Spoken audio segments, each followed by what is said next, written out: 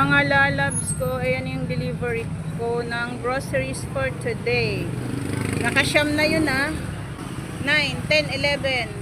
Yung isa na lang kasi ang tagahawak ng ganyan. 11, 12, 13. Ayan.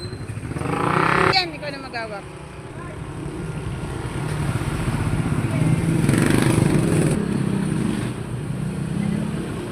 $13, $14, $15, pang 15. Yan pa sa atin yan. $16.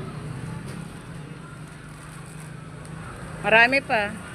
$28 yan.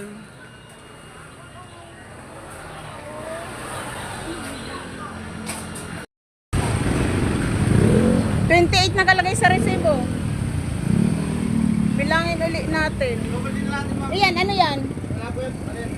Sige, double check ulit natin kasi 27 bilang ko eh. Be, i-double check ulit. Huwag mo na itapon.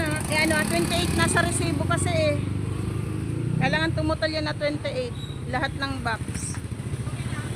Oo. Ayan. Punta na ako sa loob. Ikaw muna dyan maghawak-hawak Diyos ng kagandahan. Bilangin uli ha. Hala, paano mo yun mabibilang? Hindi mo inayos ang salansan. Ano lang yan? Ayusin mo yun kasi 27 ang bilang ko. Kailangan 28 yan. Nasa resibo. Diyos ko sana yun mag-itcha ng mag-itcha. Pwede namang ayusin ang salansan eh. Ma'am, dalawa bilang mo dito? 8, 9, 10, 11, 12, 13, 14, Baka ito. Parang isang bilang ko nito sa yogurt. 19, 20, 21, 22, 23, 24, 25. Hasan? Wala na doon? 26. Oh. Ano yung isang silver?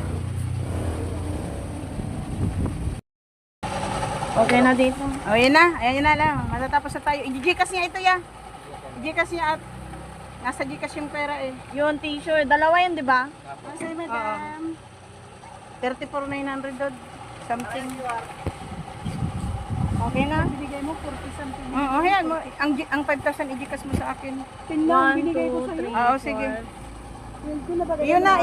Nabi, kabilang na yan. 4, 5, 6. Anuhin na. Ayan na. Thank you. Bayarin na yan. Para matapos na ang kwento.